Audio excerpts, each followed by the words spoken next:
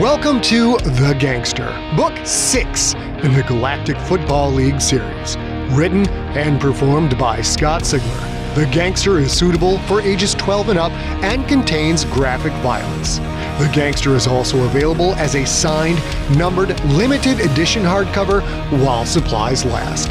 To order, go to scottsigler.com/store. Hello, junkies! Summertime and the living's easy, unless you're suffering from 110-degree heat, of course. Hey, we were getting ready to ship the Gangster hardcover, which means we were cleaning out the warehouse to make room for big, fat, girthy pallets of hardbound wonder, and we found some t-shirts that we thought we were all sold out of. Can't tell you what we have until we do the full inventory, but we did find a few boxes, and those shirts will be up at scottsigler.com/shop as of Thursday, July 8th. We'll be talking about the shirts more on the Sigler in Place live stream, which is every Wednesday at 6 p.m. Pacific, 9 p.m. Eastern, which means on Wednesday, July 7th, at that time, we'll be showing you what we got. Aw, yeah. The shirts will actually be going live in our store during that Sigler in Place. So if you want to hang with us and watch, it is facebook.com/Scott Sigler, youtube.com/Scott Sigler, twitch.tv/Scott Sigler. Again, those are every Wednesday at 6 p.m. Pacific, 9 p.m. Eastern. The live streams are always a blast. You can hang out with a real girl, herself, and I, and a bunch of junkies. It's a good time. Oh, you guys, have you heard of the Delta variant? COVID is all like, don't call it a comeback. I've been here for a year and a half or so. Pay attention to that stuff when you hear about it. If you are unvaccinated, I am not being political at all when I say I don't want to see you get sick. I don't want to see you lose time at work, and I sure as hell don't want to see you with a ventilator, and I don't want to see you die. So if you haven't been vaccinated yet, get on it. It's real science. Stop listening to all this other garbage. Look into it. If you've only had one shot and not your second, get your second shot. Finish the job. It's what Gredok the Splithead would want. Speaking of Gredok, let's get caught up on the story. Then we're all going to go carve some coasters out of an old mammoth skull.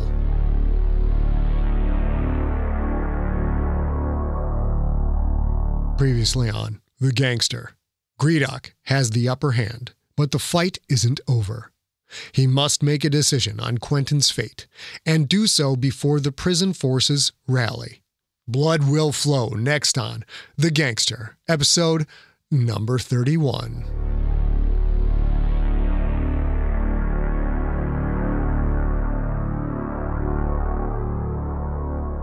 Winners and losers. Gredok had enjoyed many victories over many enemies. None tasted as sweet as this. Quentin Barnes was at the cell's far wall, on his knees, as was the big human guard and Dr. Saccacorn. They had their hands above their heads, delicate human fingers laced together. Gredok stood near the open cell door, cradling his broken pedipalp arm. He focused on tuning out the pain, finding the places in his thoughts where the pain lived, and shutting those places down. Ru Eng Mip stood just inside the door to the left, the limp human female guard held in his two lower arms, the shotgun in his upper arms. Such a small thing she was, at least by human standards. She was slightly larger than Gredok. Virak stood just inside the door to the right. The warrior swayed slightly, his battle with the large human guard having taken a toll. Virak held the oversized pistol, kept it trained on the humans. Hostility poured off the warrior. Gredok would have to choose his words carefully, lest Virak misinterpret something and shoot them all in the blink of an eye. The three humans would die, but not yet, because this was a moment to be savored. The only other sentient there, Masal the Efficient, huddled in a corner, in the shadows cast by the light pouring through the open cell door. The worker trembled. Of course he did. He knew that after Gredok dealt with Barnes and Saccacorn, it would be his turn. Gredok took a half step closer to Barnes, then thought better of it. As battered as the human was, his speed and strength were never to be underestimated. You took over an entire prison, Gredok said. I am quite impressed. My associates and I will be leaving in a few moments. We will need to know exactly how many more of you are waiting in these corridors or in the landing shaft. You will give me proper, complete directions on how to leave, or the human girl dies first. Understood? Barnes stared at the cell floor, defeated. Saccacorn nodded quickly. As if her expression alone wasn't a clear window to her terror, she stank of fear. Only the human guard seemed unafraid. His heart rate remained steady, barely elevated from the brawl with Virak. Blood sheeted the human's face, trickled from a long gash on his forehead. His right eye was almost swollen shut. A tough customer indeed. Barnes had recruited well. Although the human guard didn't just sound familiar, he looked familiar, even with all the blood and the swelling. Gredok couldn't quite place the connection, and it didn't matter. The man would soon be rotting meat.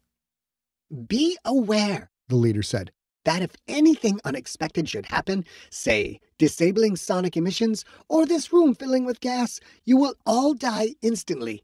Do you understand? Saccacorn nodded again, rapidly, the gesture of someone eager to comply to get out of this alive. You need to hurry, she said. The next shift is coming soon. We can still get you out of here unnoticed.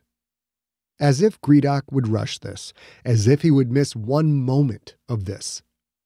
Barnes sagged to his left, then twitched back upright. He looked to be on the edge of passing out.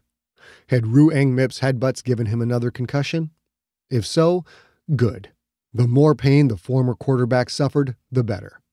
Because unlike Gredok, Barnes could not shut that pain off. Despite Gredok's hatred of Barnes, there was no denying the human's significant skill at manipulation. Gredok was not too proud to admit he had been fooled by Saccacorn's ploy. And Barnes had, somehow, taken over an imperial prison. He was truly a leader trapped in a human's body. And yet, as interesting as his plan was, it had failed. On the gridiron, Barnes could lose and come back next week to compete again. In this game, the game of true power, there was only one chance to remove a superior. Gredok savored the irony of how he had won.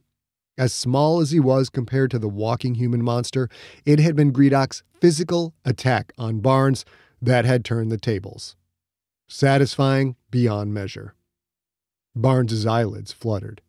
He leaned forward, again jerked upright, blinked madly. He stared out blankly before his eyes found focus, locked in on Gredok. You win, Barnes said. Ruang's headbutts had knocked out his two upper front teeth. Of course I did, Gredok said. I always win. Barnes nodded. So it seems. You won, Gredok. Kill me. This was all my doing. Kill me. Let everyone else go. The quarterback now wanted to be brave. Did he think he could simply die and end this? No. It would not be that easy for him. If Gredok didn't send a message, a stern message, another might see the lack of real consequences as weakness. That time has passed, Barnes. I would have let our feud end with your death, with you withering away in this Credorokian cesspool, but after what you just attempted, one death alone is not enough. A lie, of course. Gredok had always intended to kill everyone Barnes had ever held dear, but allowing the human to think his actions had added to the body count would serve to increase his anguish. I hired these people, Barnes said. They're just government workers. Let them go, and leave my family and friends be. You gain nothing from hurting them. A weak effort. Barnes would need to try harder. Much harder. These government workers agreed to do this job against me, Gredok said. Therefore, they will pay the price, as will Carol Tweedy, as will Rebecca Montaigne.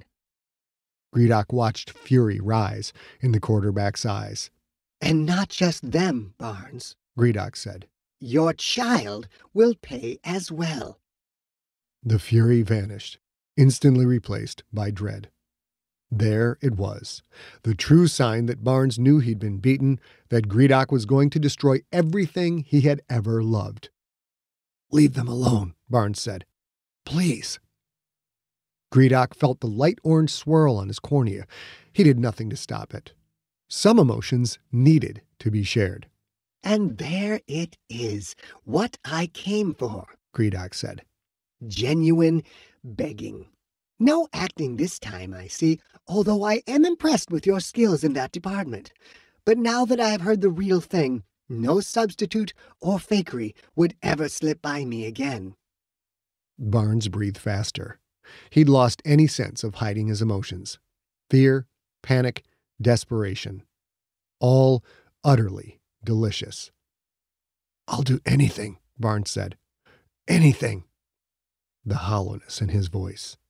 None of the swagger that filled the locker room. None of the defiance Gredok had heard so often in his chamber.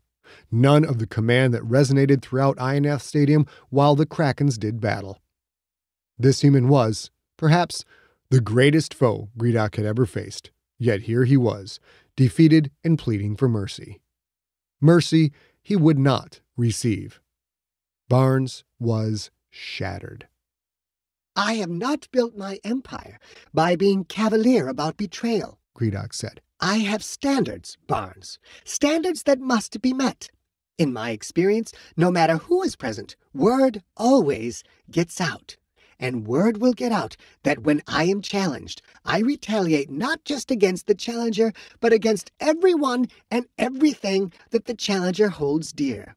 Your family will suffer, and their suffering is on your head. It was all Quentin could do not to throw up. The dull agony in his head, a throbbing blackness that made it hard to see, to hear, to think. He closed his eyes, wished madly for a time machine so he could go back to that moment in the corridor with Killian, take his father's advice to kill Gredok. Leaving your enemies alive can come back to haunt you. Haunt Quentin, and Killian, and Aya, and Becca, and the baby, and so many others. Quentin had had his chance. He'd had control. He'd blown it. Now his family would pay for his idiocy. I have money, Killian said. Quentin turned his head to look at his father, the sudden move bringing all the pain back to the surface. Shut up! I'll handle this! Killian huffed. Yeah, you've done a bang-up job so far. Let him talk, Sakakorn said. Quentin couldn't smell fear, not like Gredok could, but he could hear it. Sakakorn knew she was in trouble. She was hoping Killian could do something to get her out of this. Gredok took a few steps closer. He stared at Killian. Wipe that blood from your face, the leader said. Killian sneered. Come here and wipe it off for me. Gredok held up his unbroken pedipalp hand. It did something Quentin had never seen him do before. He snapped his fingers. The pistol's roar made everyone twitch. Next to Killian, a chunk of stone floor splintered. The next bullet will be on target, Gredok said. Your choice. How many shots was that? 3? 4? The Orphaner pistol held 5 rounds. How many remained? Killian grimaced. He reached to his thigh, pulled a stone splinter free, dropped it on the floor. Then he wiped his hand across his face. It didn't clear away all of the blood, nor did it stop the stream pouring down from the ragged cut on his forehead, but it was enough. I can scarcely believe what I see, Gredok said. The single eye swiveled to Quentin. Congratulations, Barnes. You found your father. Quentin's soul sank to a new low. Now there was no hope for Killian. He would die, so would Aya. That face, Gredok said. Uncannily similar. Perhaps I was too excited by your downfall, Barnes, to recognize the similarity of your voices. That is what I deserve for allowing my emotions to control me. Killian shifted slightly, perhaps only to take weight off one knee or the other, but Virak leveled the pistol at him. Stay still, the warrior said. Killian smiled. What was he doing? Did he want to die? You seem to be in fine spirits, Mr. Carbonaro, Gredok said. Why would that be? Because I know we can make a deal, Killian said. I've been in this game for a long time. I promise you, I can— Enough! Gredok's single word rang off the walls. Virak, The leader said. if Mr. Carbonaro utters so much as a single syllable, kill him. Understood, Shamakath. Quentin heard the eagerness in Virak's voice. Killian closed his mouth. He said nothing. Blood trickled down his face. The faintest hint of black curls danced on Gredok's cornea, then vanished. Anger twisting inside that tiny body. Lethal anger. Gredok corralled his emotions, all of them, and pushed them down deep, locking them away just as he had the pain of the broken pedipalp. He had allowed himself to feel and show excitement, even played games by letting others see it. His lack of control had blinded him to the obvious. It was time to focus on the business at hand. Let us move to the end game. Barnes, you are known for your toughness, but as with all things, there are limits. The Creterakian jailers hurt you, yes, and it is easy to see how badly you hurt now, but I assure you that this is only the beginning. I do not know how you and your father took over this entire facility, but we will not be here when the bats come to reclaim it. You will come with me, Barnes. I'm going to keep you alive for a long time. I'm going to have your left arm removed, the same arm that put 2 more championship rings on my fingers. And then I am going to remove your other limbs. I will leave you a helpless torso with nothing but a head to be fed at my whim. I will... Gredok's words trailed off. Faint, growing closer, he heard the heavy, metallic clank thud of approaching footsteps. Quentin heard the footsteps, and his heart surged with hope. Beans was coming in his armored Schmeck. With his clumsy middle arms, Gredok yanked the shotgun away from the heavy key. The weapon was almost taller than the leader. It looked comical in his 3-fingered hands, but he held it low, the barrel alternating between his captives. All of you keep your fingers laced, Gredok said. Stand and move to the center of the room. The thudding footsteps came closer. Hold on a second, Quentin said. This isn't... The shotgun roared. The left half of Chalita Saccacorn's head exploded, splattering bone and brain on Quentin's face and shoulder. Her body sagged to the floor, what was left of her fingers still laced behind what was left of her head. Murdered, just like that. Alive 1 second, gone the next. Gredok racked the shotgun, chambering another round. He aimed the barrel at Killian. Move, Carbonaro! Killian stood. Quentin stared at Saccacorn. He'd asked her to do this, and now she was dead. Because of him. He was going to die slowly, horribly. There was no way out. Defeated, drained, Quentin stood. He kept his fingers laced. The metallic footsteps rang in the corridor, so loud it sounded like they were already in the room. Center of the cell, Gredok said. Now! Killian grabbed Quentin's arm, pulled him, stumbling, to the center of the cell. Gredok, Virak, and Ruang, still carrying Aya, moved to the back of the cell, putting Quentin and Killian between themselves and the cell door. A thick form in the doorway blocked out the corridor light. A mech made of mismatched parts, so big it barely fit in the corridor. A metal wrecking machine carrying a minigun in mismatched hands. Carbonaro, tell that thing to leave, Gredok said. He rested the barrel of the shotgun against Aya's dangling head. Or she will be the next corpse. Killian raised his hands toward the Schmeck. Don't come in here, he said. Leave. The Schmeck stayed still.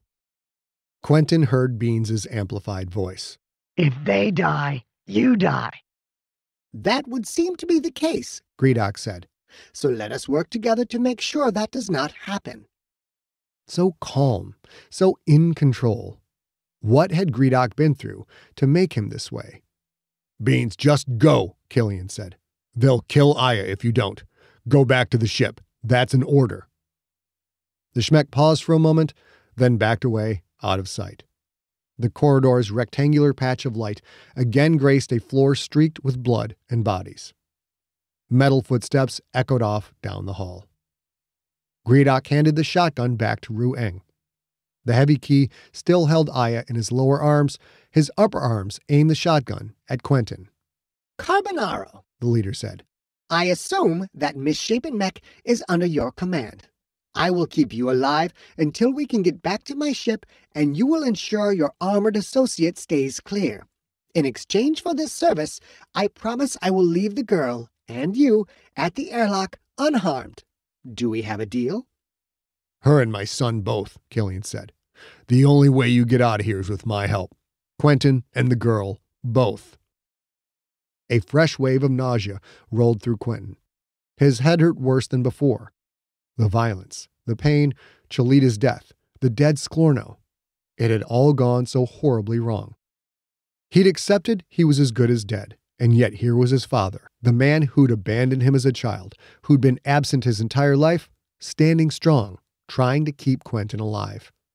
Your son comes with me, Gredok said. You will take what I have offered. I mean it, Killian said. You leaders are supposed to know if someone is telling the truth. Look into my eyes when I say that the deal is the girl, my son, and me, or my people will cut you down. A frozen moment. Stillness. Gredok staring at Killian, Killian staring at Gredok. Everyone in the room knowing that what happened from here was down to these two sentients. The haze of head pain began to clear. Quentin's father had leverage. Even if Virak and Ruang could somehow take on the Schmeck, Gredok had no way of knowing how many people Killian had in the facility. Quentin saw the faintest tendril of black on Gredok's cornea. You can have your son, Carbonaro, but not all of him. Virak, use the blade of Carbonaro's ridiculous pistol to cut off Barnes's thumb. Quentin heard the smallest of noises, realized the sound was Virak's finger tightening slightly on the pistol's trigger. His left thumb, Gredok said. Since the fool will never again play for me, I will make sure that he never plays against me. Killian slowly shook his head. No deal, he said. Go ahead and kill all of us, right now. Gredok's cornea went clear. Very well. We will fight our way out. Ruang, break that female's neck.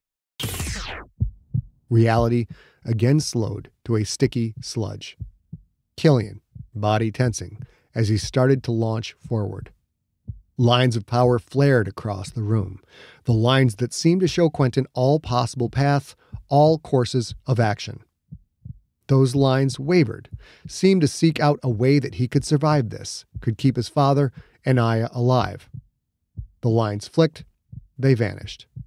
Because there was no way. Wait! Quentin's word, a word that seemed to live in his mouth forever, stretching out and out and on and on. Time slammed back to normal again. Everyone was looking at him. Even Killian, who took a small step to keep his balance, as if he'd just started to move but stopped so suddenly he stumbled.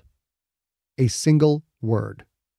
Quentin had screamed it with a voice even more powerful than the one he'd used to be heard over the roar of 100,000 sentients.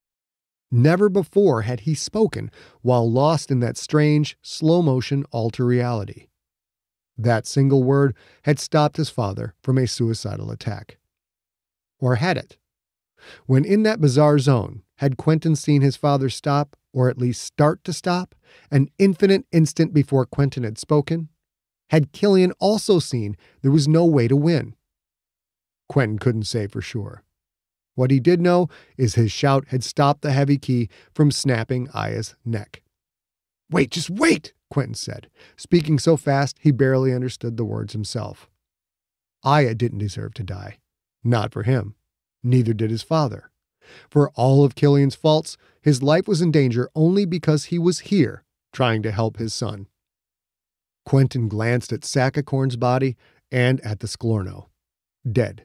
Because of him. Enough was enough. He faced Gredok. You have a deal. Killian's face furrowed. His subdermal implants blazed the color of electric blood. This is my choice, Quentin said to him. It will keep us alive. The red glow burned brighter just for a moment, then faded. Father and son both accepted the unspoken yet unquestionable understanding that Gredok would not back down, would not change the deal. It was this or it was death. My offer is accepted, The leader said. I will say this only once. If anyone fights, if anyone does anything other than stay very, very still, all three of you die. Gredok spoke the truth. Quentin knew it. By the look on Killian's face, he knew it too. There would be no last heroic moment. There would be no second chance. Even if Quentin were at full strength, uninjured in any way, he wasn't faster than the squeeze of a trigger. Ruang, Gredok said. If Carbonaro makes any move at all, shoot him, then kill the human female. Virak, I will tell you again, and for the last time, cut off Barnes's left thumb. I will have it fashioned into a necklace, which I will wear like a priestess of his ridiculous church. The crippling head pain rushed back to full intensity, and then some. Quentin threw up on the floor. Thick spit and vomit clung to his chin. Barnes, Gredok said. Against the wall, on your knees. Quentin did as he was told. He shuffled to the wall. He glanced once more at Ruang Mip. One of the heavy key's lower arms cradled Aya like she was a sleeping baby. The three-fingered hand of his other arm held her head, a melon he could crush in an instant. Even if Quentin could rally, could fight back the pain and find the strength to try and grab the revolver that Virak held, somehow overpower the warrior, Aya would still die. Aya and Killian both. The cost was clear. 3 lives or 1 thumb. He met his father's gaze. I'm sorry, Killian said. Why was he apologizing? He'd wanted to shoot the lot of them. Not your fault, Quentin said. Virak stepped toward him. On your knees, The warrior said. left arm straight. Place your hand against the wall. Quentin's body reacted on its own, for he had no will left to fight. He reached out his hand, turned it, pressed the back of it against the cold stone. Virak approached from the side, so as not to block Gredok's view. Quentin closed his eyes. He felt the revolver's blade press against the fleshy part at the base of his thumb. His thumb. His throwing hand. More than any other part of him, that hand had given him his dreams, delivered him from the mines. That hand was his identity. He would never again be able to grip a football. Even if he had it regrown, it would never be the same. His hand. His left hand. Quentin looked up into Virak's baseball-sized eye, an eye that swirled with so many colors that Quentin's fuzzy, pain-thick brain couldn't process them. Virak, don't. He wanted to say more, but he could not. Those 2 words were all he could manage. The colors faded from the warrior's cornea, save for a rich purple, sadness, anguish, pain, confusion. With the speed that made Virak so dangerous on the gridiron, he shifted his aim and fired. Shotgun pellets hadn't fully penetrated the heavy key's thick skin. A 700 caliber round was another story. The bullet punched into Ruang Mip's head, ripped out the other side, taking shredded flesh and black blood with it. The massive creature twitched, lurched, shuddered, as if he was the one on the X-rack, electricity coursing through his body. Gredok reached for the shotgun, but Killian shoved the leader hard against the cell wall, closed on the heavy key, snatched the weapon away with one hand, grabbed Aya with the other. Ruang's legs gave out. His lower body hit the floor. His upper half wavered for a moment, then fell flat, pebbled skin slapping against stone. Holding the shotgun with one hand, Killian turned, aimed it at Gredok, who had fallen to the floor. On your belly, Killian said. Now. Gredok hesitated, as if he considered rushing the far larger sentient, then lay flat. Killian switched his aim to Virak. Give Quentin the pistol, Killian said. The warrior seemed dazed. He stared at the weapon in his hand. Quentin's ears rang, his head screamed. He was still alive. The oversized pistol, with its thick, sharp blade, was right in front of his face. "Virak," Quentin said, "give me the gun." The warrior let the weapon spin on his trigger finger. It hung upside down, barrel and blade sticking up at an angle. Numb, barely comprehending what was happening, Quentin took the weapon. "Back away from my son," Killian said. "Quentin, get over here. Take Aya." Virak backed away, his feet sliding on the stone floor. Quentin stood, stumbled to his father, took the unconscious Aya out of the man's arm. In the melee, her prosthetic nose had torn halfway off. It flopped strangely whenever her head moved. She was still alive. So was Killian. So was he. He hadn't lost his thumb. Relief hit him with overwhelming intensity. He looked at Gredok. The leader's eye was solid black, a shade of deep midnight as dark as his fur. Gredok couldn't control his emotions. He didn't want to. Rage suffused him, filled him, became him. He stared at Virak. "You have betrayed your oath," Gredok said. "You are nothing." The warrior's cornea shimmered red-orange. I had to, He said. You are not worthy of following. The fury built, the nucleus of a sun burning bright and unstoppable. "That is not your choice to make. You swore fealty to me, you miserable traitor. You pledged to follow me all your days, yet you betray me for a human?" The warrior looked weak, as if it took all his energy just to stay on his feet. He knew he had made a mistake, a fatal mistake. He knew he had abandoned his honor, betrayed his entire species. "Don't listen to him, Virak," Barnes said. "You did the right thing." Those words seemed distant, a whisper from another galaxy, for in that moment, Gredok's existence centered on Virak the Mean and nothing else. The warrior's legs wobbled. He fell more than sat, a deflated bag of flesh and chitin that was barely alive. His half-lidded eye stared out at nothing. He didn't seem to hear Barnes. Gredok turned his attention to the backstabbing, conniving human. "Now that you have me, Barnes, what are you going to do with me? I do not fear death." Barnes swayed left, then right. He looked only slightly better off than Virak. "You will recant your testimony to the Ministry of Religion," the human said. That was the reason for all of this. Barnes wanted to be free of the CMR. Did he think he could just go back to his old life? "I will die before that happens," Gredok said. "You will torture me, I am sure, and while you do, Barnes, I will laugh. You thought you were tough. You thought you could endure. You broke. When you finally kill me, you will know I did not break." Barnes's eyes widened, then blinked rapidly. He was in great pain, barely staying conscious. Gredok could use that against him. "I know what victory means to you, Barnes. You will never have victory over me. For the few days you have left, while you are on the run from the Empire, you will know that I am your better. I have always been your better." The human gathered himself, stood straight. "I believe you," he said. "I don't think you can break, Gredok. You're right. You're stronger than I am. I'm not going to torture you." The pathetic fool. Gredok was willing to go to his grave before admitting defeat, but if the human didn't have the will to finish the job, there was still a way out of this. "If you're not going to torture me, then what are you going to do? Think carefully. We can both get what we want." A small noise from the dark edges of the room.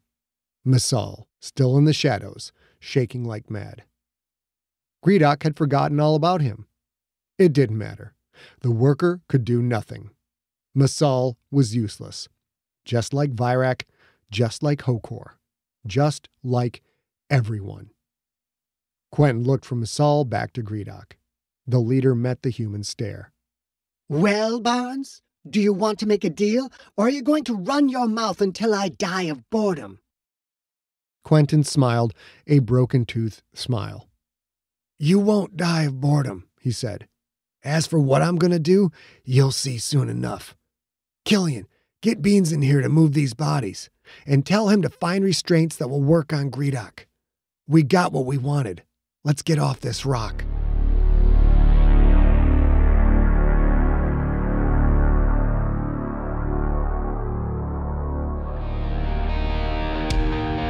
You have been listening to The Gangster, Book 6 in the Galactic Football League series, written and narrated by Scott Ziegler. Follow Scott on Instagram and Twitter, where he is at Scott Ziegler, one word, and on Facebook at facebook.com/Scott Ziegler. For more information on the Galactic Football League series and for more free audiobook podcasts, visit scottziegler.com. The Gangster was directed by A. Ziegler, engineered by Steve Rickyberg. Copyright 2020, Empty Set Entertainment. Theme music is the song "They're Watching Me" by the band Superweapon.